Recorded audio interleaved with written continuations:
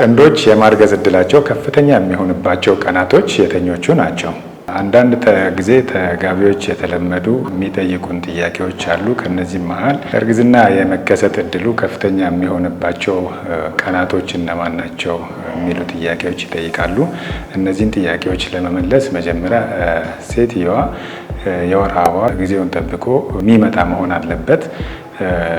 ሌላኛው ልናቅ የሚገባን ነገር አንዲት ሴት ለወር አበባ ስትዘጋጅ የሚዘጋጅ የሴት ዘር ፍሬ ወይም እንቁላል አለ። ይሄ እንቁላል ከተመረተበት ቦታ የሚወጣበት ወይም ውፀት የሚባል ነገር አለ።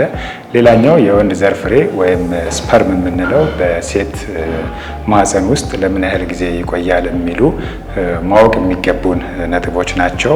ለምሳሌ አንዲት እናት የወር አበባ በየ28 ቀኑ ልታይ ትችላለች፣ በየ30 ቀኑ ልታይ ትችላለች። በየ30 ቀኑ የምታይ ከሆነ ለምሳሌ ዛሬ ቀን 1 መፍሰስ የጀመረበት ቀን ከሆነ የዛሬ 30 ቀን ሁለተኛ ዙር የሚመጣበት ቀን ስለሆነ ከዛሬ 30 ቀን 14 ቀን ወደኋላ ቀንሳ ያም ማለት 16ኛ ቀን ላይ ያቺ የተዘጋጀችዋ እንቁላል ውፀት የምታደርግበት ወይም ከኦቫሪ የምትነሳበት ቀን ነው። ስለዚህ ከተነሳች በኋላ ማክሲመም ኦፍ ለ24 ሰዓት ቪያብል ሆና ልትቆይ ትችላለች።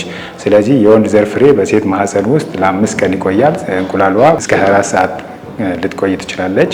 አንዲት እናት በወር አበባ በአንድ የወር አበባ ዑደት ውስጥ እስከ 6 ቀን የሚደርሱ ቀናት ለእርግዝና የመከሰት እድል ከፍተኛ የሚሆኑ ቀናቶች አሏት ማለት ነው። ስለዚህ ከውፀት በፊት 5 ቀን፣ ከውፀት በኋላ ለ1 ቀን፣ ያም ማለት ለ6 ቀን እርግዝና የመከሰት እድሉ ከፍተኛ የሚሆንባቸው ቀናቶች ናቸው። ዶክተር አብዱረዛቅ እባላለሁ፣ የማህፀንና ጽንስ ስፔሻሊስት በቫይታል ስፔሻሊቲ ክሊኒክ። ለተጨማሪ መረጃ ከታች በአያያዝነው ስልክ መደወልና መረጃ ማግኘት ይችላሉ። እናመሰግናለን።